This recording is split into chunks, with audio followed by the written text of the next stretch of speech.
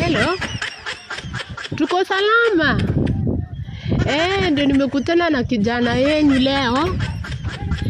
Leo ameng'ara tu kweli kweli, lakini shida amekaa hapa hata hatujui kama klasi ameenda.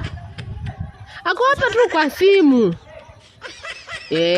Hata amevaa shati ya shule tu.